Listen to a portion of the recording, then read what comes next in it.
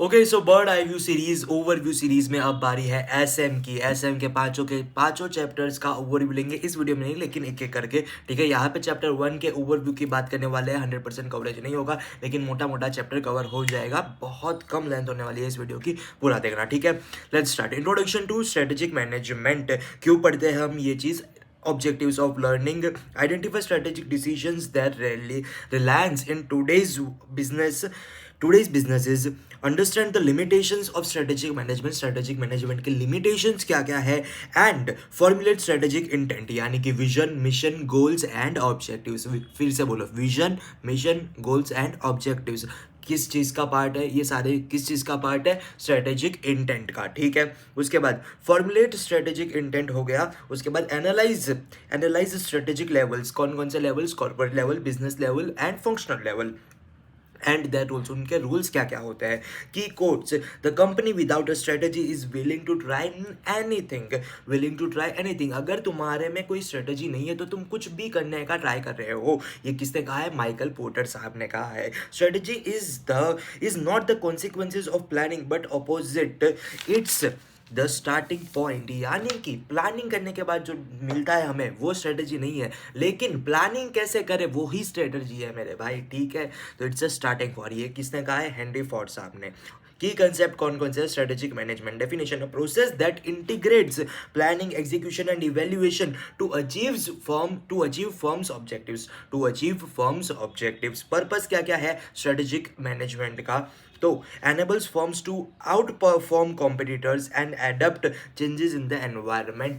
हम competitors से कैसे आगे निकल जाए और अपना जलवा कैसे फैलाए, यानी कि adapt changes in the adapt changes in the environment. यानी कि अगर वातावरण में, बिजनेस एनवायरनमेंट में अगर कोई चेंजेस मिल रही है हमें, तो उससे कैसे हम एडेप्ट कर पाए और उसे एडप्ट करके हम कैसे अपनी स्ट्रेटेजी को परफॉर्म करके अपने बिजनेस को ग्रो कर पाए। ठीक है, कोर एक्टिविटीज क्या क्या है? Vision and mission formulation, strategic analysis, setting objectives, strategy creation and execution, performance evaluation की कैसा परफॉर्मेंस चल रहा है उसको इवेल्युएट भी करो। स्ट्रेटेजी क्या है? A long-term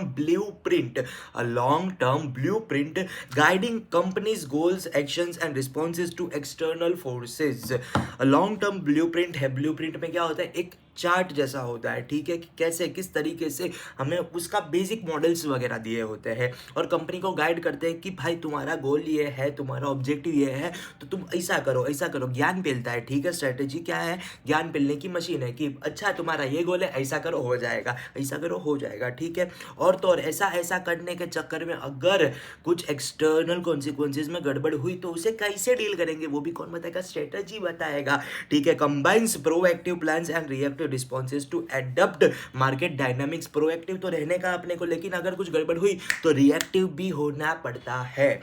proactive strategy: pre planned actions to secure market position.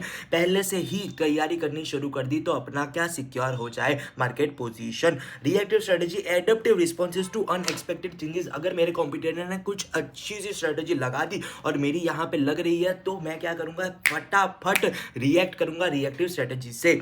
Importance of strategic management: competitive advantage, helps firms outperform competitors. Competitors से कैसे आगे निकल जाओ तुम्हें, उसके लिए competitive advantage is the keyword. Competitive advantage. फिर proactive approach: prepare organization to shape their future.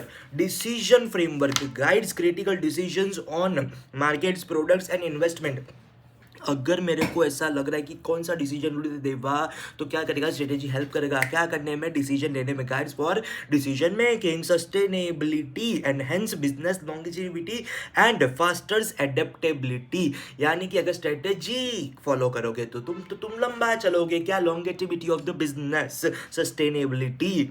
core competencies: builds unique strength and long term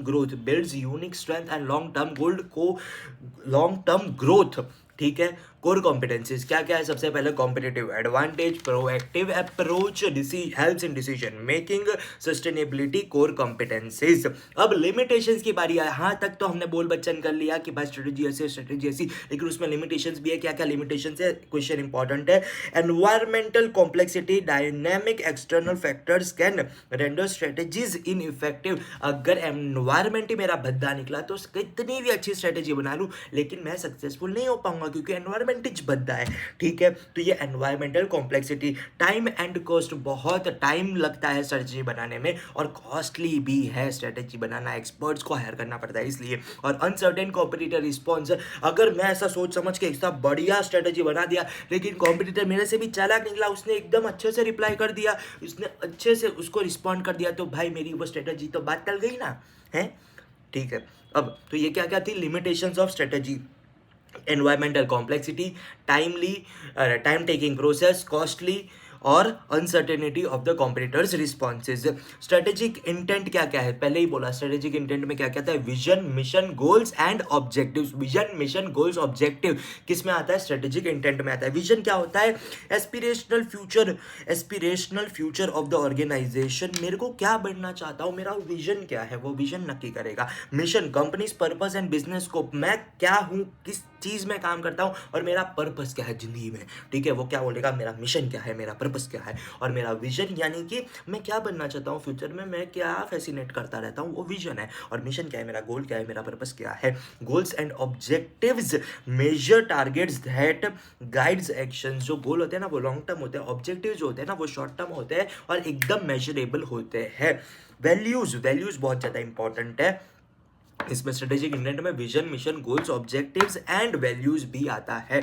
values आता है, ज्यादा याद रखने की चीज है ये वैल्यूज। ठीक है, core principles shaping decisions and adaptive actions. Core principles shaping decisions and actions, अगर कोई चीज मेरे हित में है, मेरे फेवर में है, लेकिन अगर वो मेरे वैल्यूज के अगेंस्ट है तो मैं वो चीज कभी भी नहीं करूंगा। इसलिए वैल्यूज का बहुत ज्यादा इंपॉर्टेंट रोल होता है हमारी स्ट्रेटेजी मेकिंग में। ठीक है, स्ट्रेटेजिक लेवल्स ऑफ ऑर्गेनाइजेशन, कितने लेवल्स होते हैं? 3 level, corporate level, functional level, corporate level, business level and functional level. Corporate level, business level and functional level. Corporate level क्या क्या करता है? तो focus is on overall direction and resource allocation, मेरे पास इतने सारे रिसोर्सेज है, मैं कहाँ कहाँ एलोकेट करूँ, वो क्या करता है? कॉर्पोरेट लेवल करता है। Examples, Adani group deciding on business expansion, Adani बोलता है भाई अभी कौन सा इंडस्ट्री बाकी रह गया, हाँ ये बाकी रहा ना, चलो इसमें भी एक्सपेंड करते हैं, वो क्या करता है? Corporate level. उसके बाद क्या है? Business level. Business level focus on competitive strategies for individual unit, एक एक यूनिट में अपन कैसे ग्रो करें। जियो है तो जियो में किस तरीके से क्या क्या ग्रो करें टेलीकॉम सेक्टर में, तो ये फंक्शनल यूनिट हो गया कहीं ना कहीं।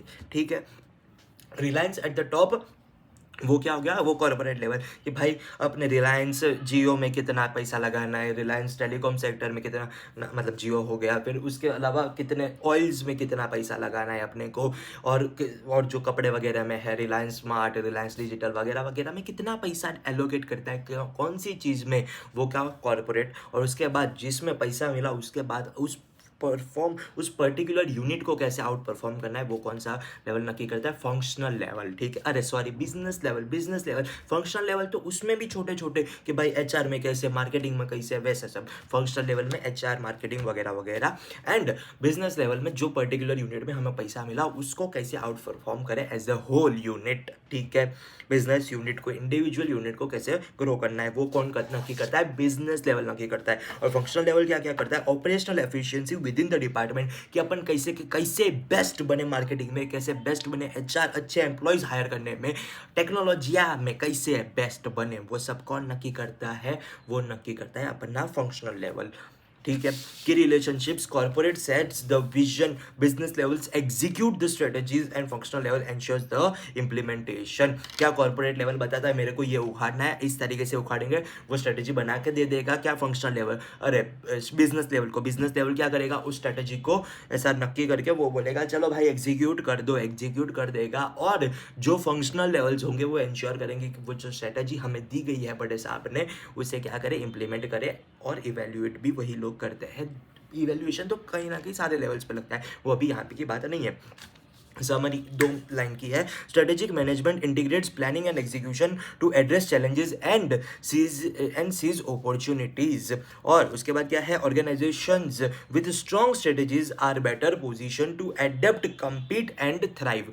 Organisations with strong strategies are better position to adapt compete and thrive. इस वीडियो में इतना ही, मिलते हैं अगले वीडियो में के लिए। चैप्टर 2, चैप्टर 3, चैप्टर 4, चैप्टर 5 बाकी है। मिलते हैं अगले वीडियो में, तब तक के लिए bye bye, take care, thank you so much. हर हर महादेव, जय श्री कृष्णा।